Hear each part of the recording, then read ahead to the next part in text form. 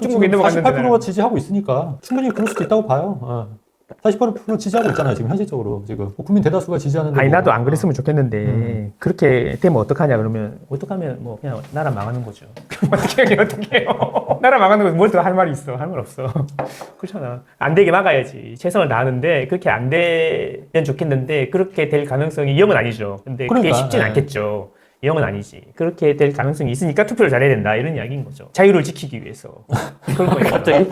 지켜야 될 거 아니야. 우리 애들한테 그런 나라를 물려줄 수는 없잖아. 네. 그죠. 25만 원 준다 그래갖고 혹해가지고 나를 팔아먹는 행위를 해서는 안 되는 거잖아. 그 이야기 하는 거잖아. 그리고 헌법재판관이라는 애들도 어차피 헌법재판이라는 게 정치적 판결일 수밖에 없고 국민의 눈치를 볼 수밖에 없는 건데 폴리마켓에서 윤석열 탄핵이 65%인데 65%니까 그렇게 하는 거지. 뭐 그런 거 아니겠습니까? 민주당 아니겠습니까? 민주당의 이 자신감, 이 아무 소리나 해도 잡혀가지 않는다 이 확신. 이렇게 돼 있습니다, 지금. 그게 이제 그 오만이 도를 넘었을 때 국민들이 어떻게 반응할 거냐. 이게 중요한 것 같고. 최근에 저는 그것도 좀 약간 재밌게 봤던 게 뭐냐면 그 법원에서 이제 소환 통보를 안 하기로 했잖아요. 과태료 하다가. 근데 그것도 되게 재밌던 게 뭐냐면 일반적으로 이제 법원에서 이제 소환 요청이 오면은 사실 그거 안 나갈 사람이 몇이나 있겠습니까? 국민들 중에서. 사실 다 나갈 수밖에 없는데 그거를 그냥 보란 듯이 과태료 나오면 뭐 나오는구나 하는 거고 그것도 이제 이의 신청했다고 하더라고요. 과태료도 뭐 부르거나 말거나 법원에서 부르거나 말거나 그 안 나오는 거 자체도 저는 좀 의아하고 또 그런 거에 대해서 또 사람들이 좀 반발하시는 분들 계시지만 또 거기에 또 그냥 아무렇지 않게 생각하시는 분들도 있다는 거 자체가 그러면 사실 저도 좀 재밌는 게 뭐 법원에 소환하거나 하면은 뭐하러 일반 국민들은 안 나갈 수 있냐는 거죠. 현실적으로. 망고쌤도 안 그죠? 아니 부동산 이야기 좀 하자. 아니 뭐 정치 이야기. 동원해서 본인이 얻기 위한 걸 할 수 있는 그런 능력을 가진 자가 자기 때문에 그 성남시장 때 성남시를 개발하던 거랑은 건 전혀 다른 이야기를 또 하고 있고 한마디로 이야기하면 내가 뭐 한다 그러니까 진짜인 줄 알더라 이거라는 거예요. 그러니까 이거를 언제든지 말을 바꿀 수 있기 때문에 그리고 오히려 이재명이 되면 뭐 오히려 또 이렇게 부동산에 우호적일 거다라고 하는 사람들까지 있잖아. 나는 믿진 않는데 그러니까 이게 불확실성이 너무 큰 거야. 그 기존에 그 민주당이었다면 민주당이라고 생각했으면 아 민주당이 하던 거에서 조금 더 세지겠구나 이렇게 예상할 수 있는데 예상이 돼요? 아니 일단은 뭐 그렇겠죠. 뭐 지금 그 세종시로 행정수도 이전 얘기는 공약사항으로 아마 밀고 가겠죠. 한다 안 한다 그거는 둘째 문제예요. 일단은 공약사항으로 밀 수밖에 없기 때문에 가뜩이나 지금 세종시가 안 좋기 때문에 저는 이때가 매도 타이밍이다. 매도 타이밍이고. 아니 그런 게 아니라 세종시 이야기만 해도 그래. 네? 충청권을 위해서 세종시 이야기를 한다고 칩시다. 그렇죠. 네. 그러면 충청도에 300만 정도의 300만 좀 넘는 사람들이 살고 있는데 네. 그 사람들을 위해서 수도권을 버려? 아니 근데 수도권이 2,500만 명인데?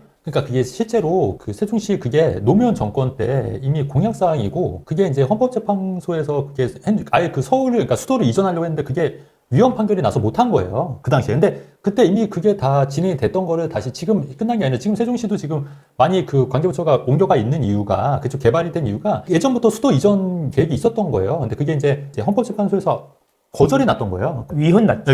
네, 위헌이 났기 때문에 관습법적인 수도. 네, 맞아요. 못한 거지. 그때는 나도 다 봤어 일 안 하고. 되게 유명한 판결이죠. 네. 근데 그것도 제가 볼 때는 이게 헌법재판관들도 지금 바뀌고 있잖아요. 아니, 어쨌든 바뀌고.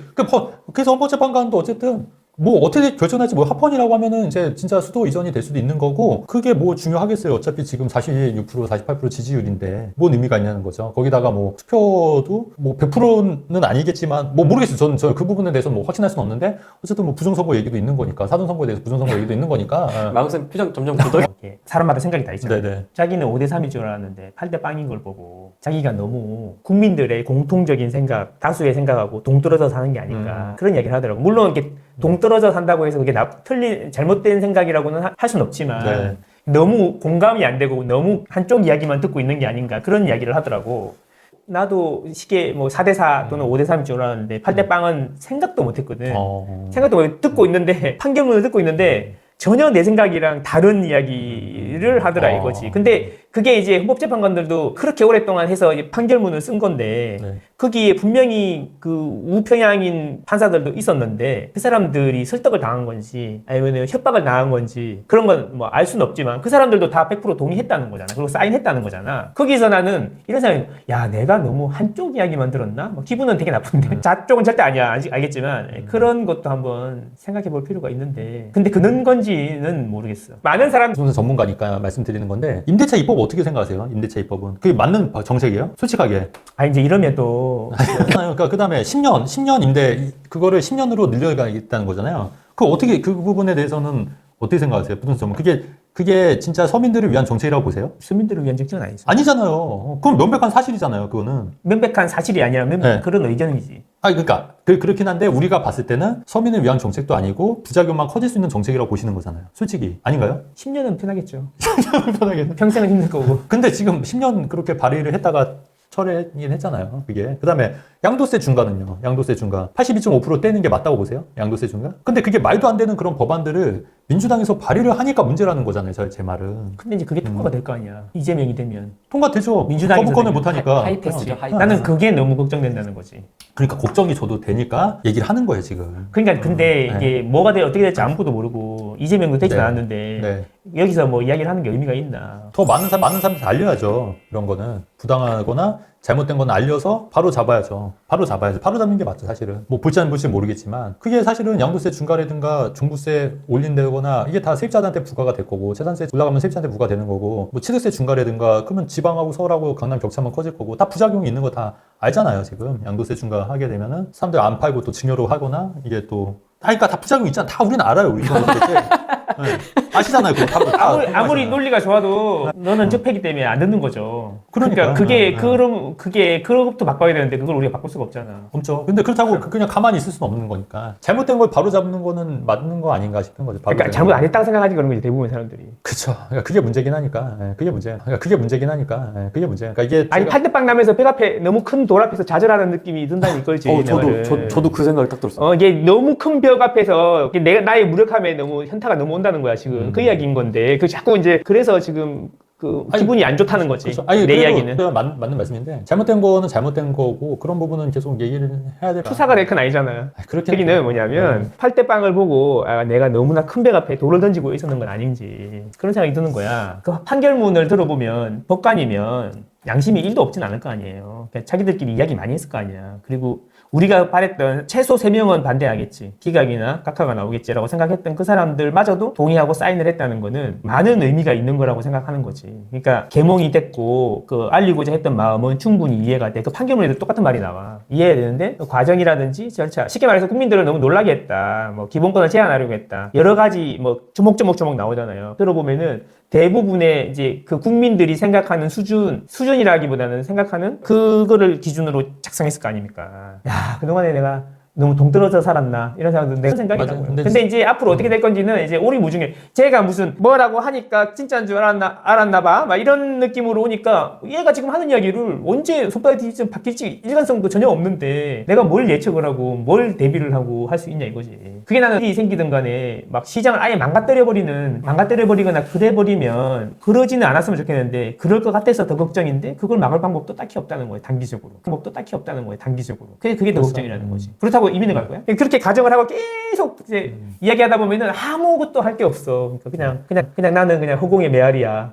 그런 거지. 그래서 이 무슨 정책들을 계속 내는 게 그냥 묵인하고 가만 보는 게 맞냐. 그냥 무기력하게 그냥 포기하고 그냥 내더라도 뭐냐 무기력하게 있는 게 낫냐 아니면 이렇게 조금이라도 목소리를 내는 게 낫냐 이거는 좀 저는 별개라고 보는 거죠. 그래서 그런 부분에 대해서 저도 이제 목소리를 조금씩 내고 있는 거고 물론 이제 전환길 강사님처럼 막 이렇게 크게 막 내는 건 아니지만 저는 제 나름대로 그냥 목소리를 내는 거니까 그 부분은 뭐 하는 거고 또 왕고쌤님도 뭐 그냥 그게 뭐 싫으시면 안 하면 되는 거고 저는 뭐 그거에 대해서 뭐 서로 뭐 얘기하는 건 아니니까 다 각자 생각이 다 전체적으로 네. 지난 문재인 정권 때보다 조금 더 세게 된다는 가정하에 네. 예상을 한다 그러면 사실 답은 뻔하죠. 답은 뻔하잖아요. 뭐 어떻게 되는데? 답은 뻔하잖아. 답은 뻔하지 뭐 어떻게? 이렇게 답은 뻔하지 뭐 그렇잖아요. 못 팔게 하니까 안 팔고 안 파니까 매물이 줄고 그런 거 아니에요. 보유세 올리면은 계속 버티고 그럴 거 아닙니까? 그러다가 어쩌다 하나씩 금매 나오는 거는 거래가 될 거고 새로운 사람이 받아주겠지. 그리고 뭐 이제 학습이 있잖아요. 특히 그 동네 사람들은 정권은 짧은 거 다 알고 있으니까 5년 지나면 없어진다는 걸 알고 있으니까 그냥 버티잖아. 그래도 자본주의니까 돈이 계속 늘어나니까 청동구 이야기가 동대문구 이야기가 동대문 이야기가 노원 이야기가 이제 수지 뭐 이야기가 되고 뭐 이런 식으로 해갖고 대구 풍선효과 말씀하시는 거죠? 풍선효과. 아니 대구 네. 부산 뭐 풍선효과라고도 하지만 네. 일단 인플레가 올 거 아닙니까? 네. 집이 이제 어차피 이게 공급이 2, 3년 지나면 전국적으로 부족하니까 올 거 아닙니까? 그러면 이제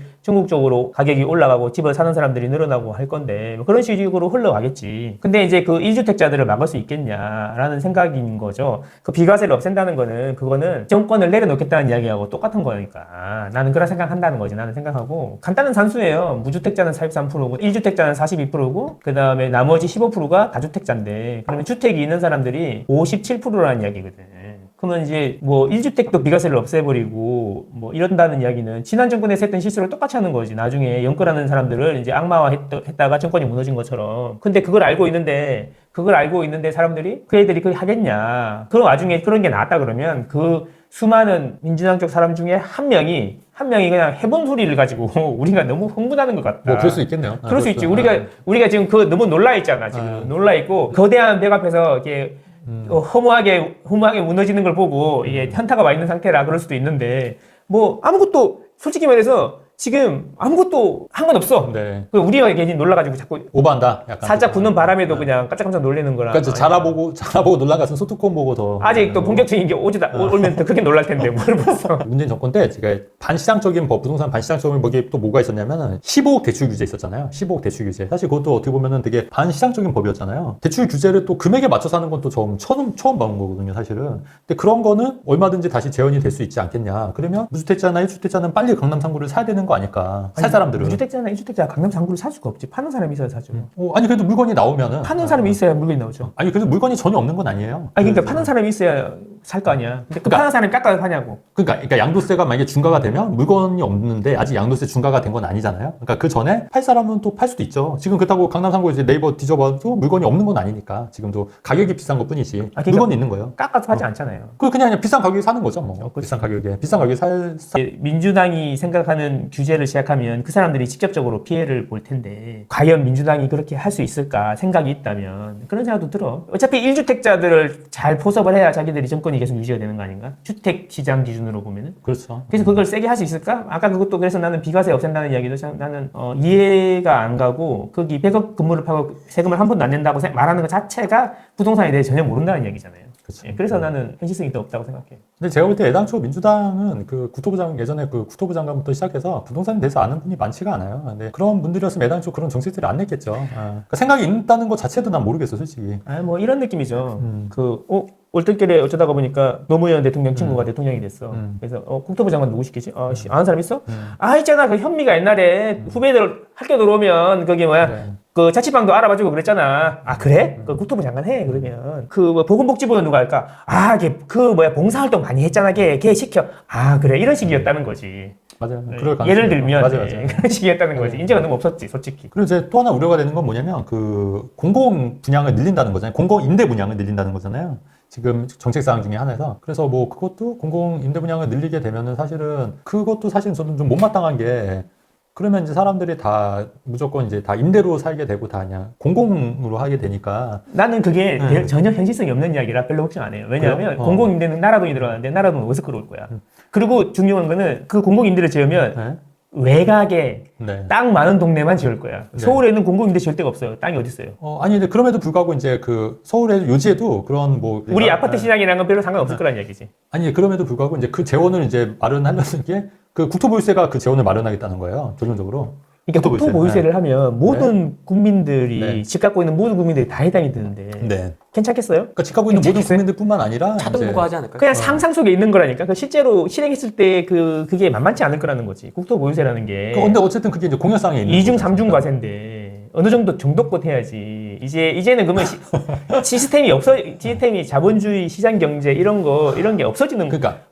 시스템이 그러니까 되는 거라니까. 정말 안 그랬으면 좋겠는데 이제 우리가 이제 제가 자꾸 얘기를 하는 게 뭐냐면 또 이제 만에 하나도 아니고 뭐 저는 가능성이 좀 높다고 보는데 이제 그런 거에 대해서도 좀 제대로 알고 좀 대비를 해야 되지 않을까. 정비 사업에서 공공임대 비율 그렇죠. 그런 것도 올릴 수 있는 거고. 그러면 이제 가격이 더 올라가겠죠. 높이는 방법. 정비사 공공임대 비율을 높이는데도 불구하고 분담금을 내고도 사업이 돼야 되니까 가격이 더 올라가겠죠. 근데 가격이 더 안 올라가면 나면은 그 가격이 될 때까지 아무도 공급을 안 하고 공급해 줄겠죠. 그죠? 그러니까 예를 들어 임대를 더 줘야 돼서 분담금이 1억이 더 늘어요. 그러면은 이제 동의를 안 하겠죠. 그럼 진행이 안 돼요. 언제 진행이 되냐? 그 임대를 다 짓고도 1억이 더 남을 때까지 가격이 이제 15억 있는 게 20억이 돼야 진행이 되겠죠. 근데 공급을 안 하기 때문에 가격은 20억이 찍겠죠. 그러면 그때 공급이 되겠죠. 그럼 정권은 끝나 있겠죠. 약간 그런 식이잖아요, 맨날. 그러니까 이게 시장 경제가 살아있다면 그게 안 된다, 쉽지 않다는 거죠. 내 이야기는. 그러면 또 식이잖아요, 맨날. 그러니까 이게 시장 경제가 살아있다면 그게 안 된다, 쉽지 않다는 거죠.